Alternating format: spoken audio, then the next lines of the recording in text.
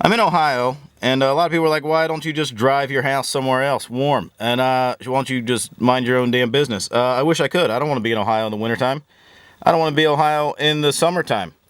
But I have two young ones here, and as Trump says, anchor babies. I got two young anchor babies that keep me stuck to this enchanted land. So that's why I'm here. Howdy folks, a lot of people have been asking me how I make it through the winter living in a vehicle. So I was going to do a little video and show you little tips and tricks. I did a big winterizing video when I first got it through my first winter. I'll post that below. I also did one about solar panels that's below and the foam insulation. There's a bunch of videos below, but I'm not going to get into complete detail on all this stuff. I'm just going to basically give you my day-to-day kind of operation living in this thing in the winter. But I'll start out here. I got in this bin. This is a fairly recent happening. This winter has been extremely cold. It's been a lot of snow. It's been actual real winter. It was very wet and cold the other night, and my lock froze. It's happened quite a bit, and normally it's been okay. I just kind of use like a cigarette lighter from something and try to heat it up. But it wasn't quite enough, and my key broke off in there, which is not nice at 1 o'clock in the morning in the snow to not be able to get into your own house. So I keep this guy in the, this is, what I like about this is I feel like it's both hillbilly and gangster at the same time. And then don't burn your house down, but keep it out just a little bit, heats it up, gets all the water out of there, and then zing, you got your key in there. And I keep that at the ready right here with my other tanks. Alright, here I have two individual propane tanks. These were not set up with the RV. I added these two. One way that you can check for how full they are is you can see the frost on the outside, so I know I'm about 3/4 on this one. I always have one full, so the second one is changed, like when I switch it, immediately go get the other one, because in case you're out somewhere and you're not going to be able to get to propane. Gotta keep this guy here. I keep my cord here if I'm ever lucky enough to be near a plug and I get the plug in. I can use the electric space heater when I'm plugged in, but if not, the solar power and the batteries don't have enough juice to support a space heater. But typically I don't really need one because I got these guys here, and propane's a pretty hardy resource. Again, this guy's here at the ready, and recently I've been using this quite a bit to get into my own house.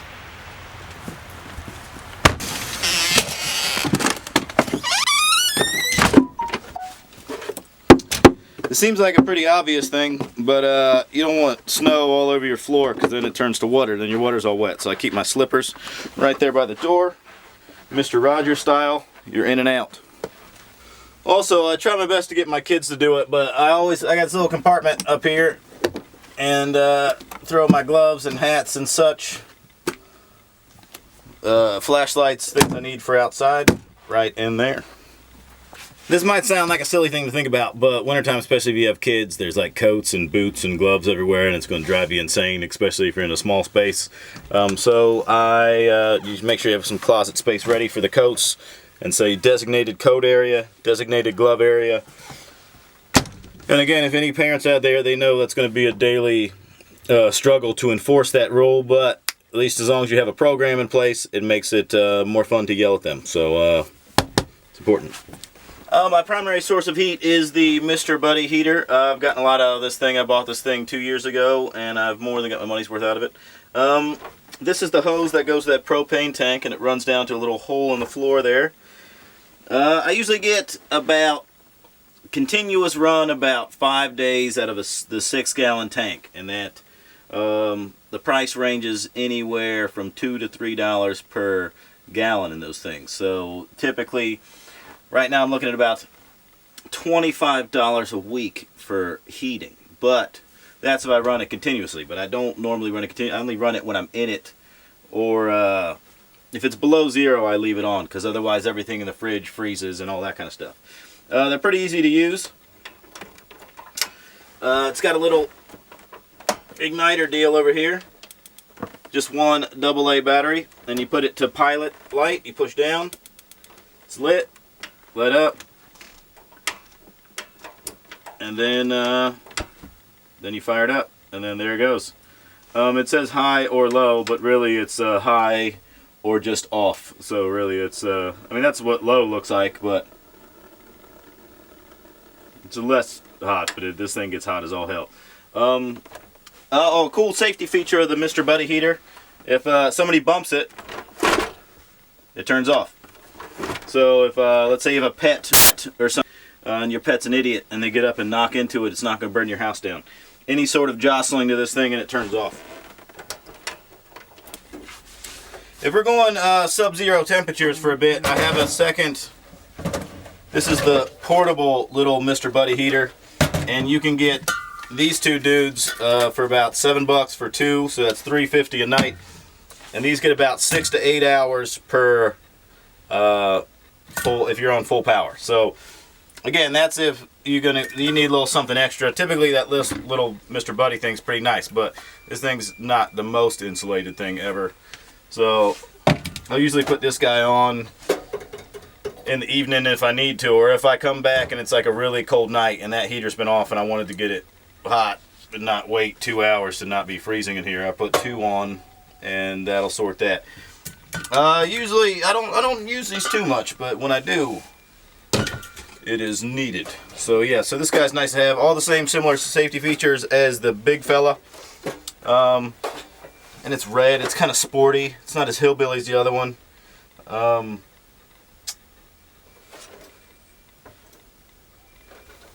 It's got 2 little screw holes in the back if you wanted to hang it up, I guess. If you're going to be running a Little Buddy or any sort of propane heater, you want to have the window cracked a little bit so you get oxygen, get fresh air in here, because it is burning up oxygen in the air. It's also releasing things that can kill you. So, which brings me to this. You're going to want to have a combination smoke and CO2. I have 2 installed in here, one high and one low. Also, I have several fire extinguishers about the place, just in case you're going to need it. I've not needed it yet, but also make sure you check the batteries on these guys regularly and check your fire extinguishers to make sure they're good. There's plenty of videos on YouTube to tell you how to do that. If you need me to do that, just let me know and I'll be more than happy to oblige. The RV is equipped with its own onboard furnace, but this one takes a lot of battery and uses up propane rather quickly. The onboard propane, which I use for my refrigerator and my cooking. But and also it sounds like a horror film, so let me turn this on for a bit. Let me jack up the heat so you can hear it.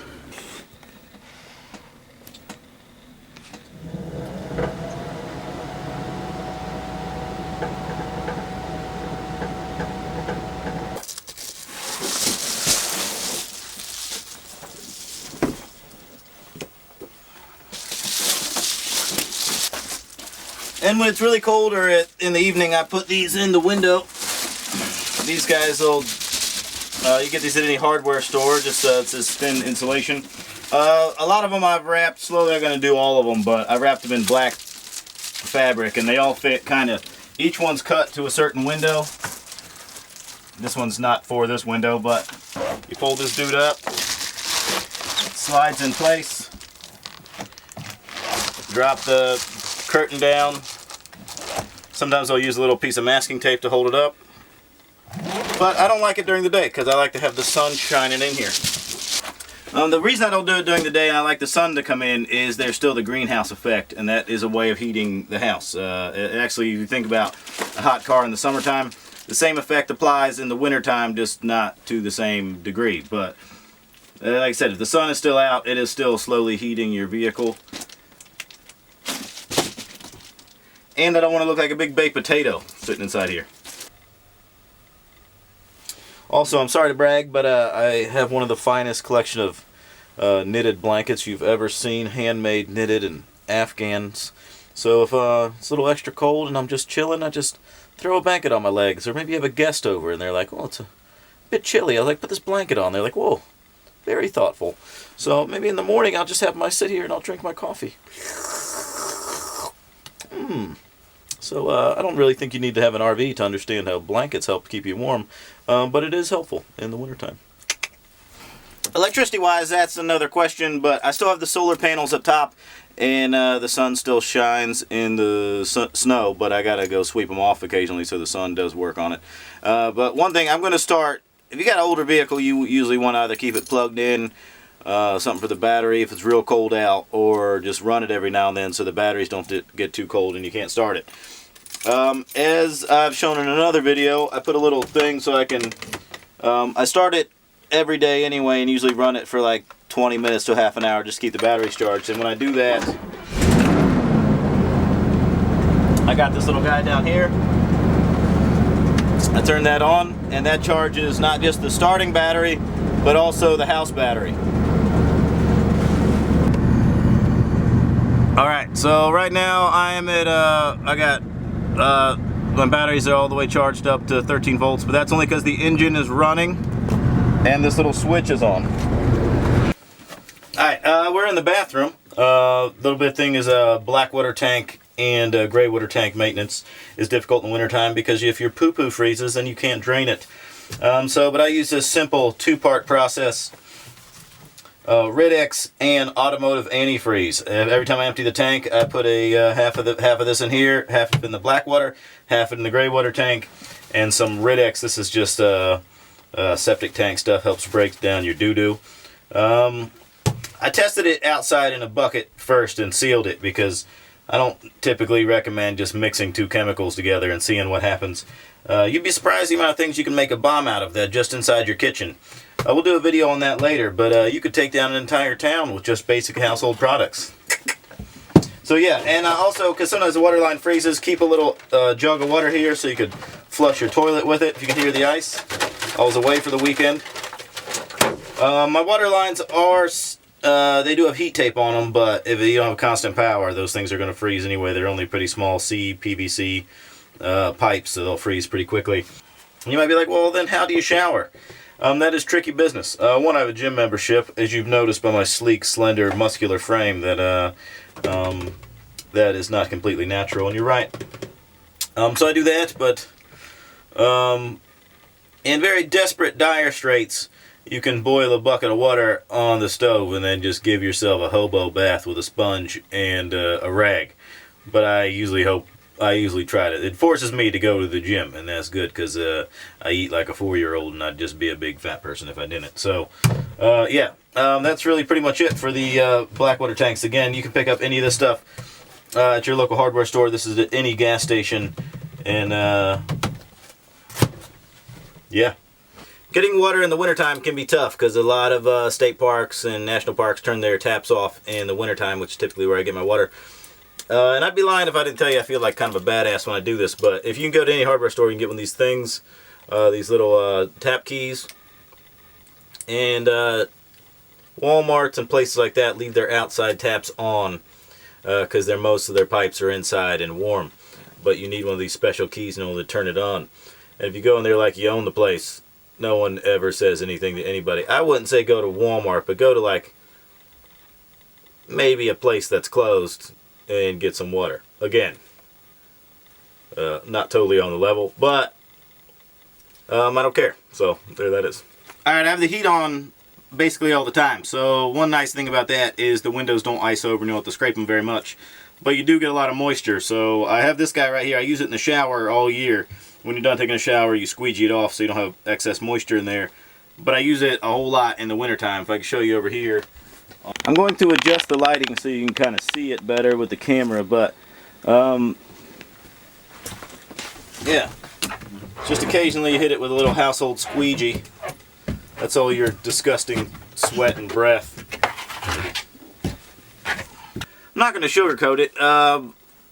Living in an RV in the wintertime does suck. The last 2 winters have been pretty easy, so this one has been a real test of my grit.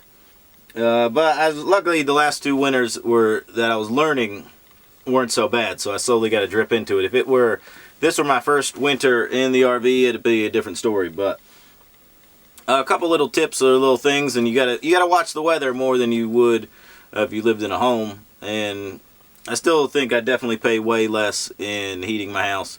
Like I said, average probably maybe $100 a month for heating the house. I still have no electric bill other than just gasoline for the RV. And when you're snowed in, typically people aren't going to come mess with you too much. They just feel sorry for you, so they don't tell you to move quite as frequently. Other than that, I don't really know what else to tell you, but if you have any questions, post them below, and I will get to them ASAP.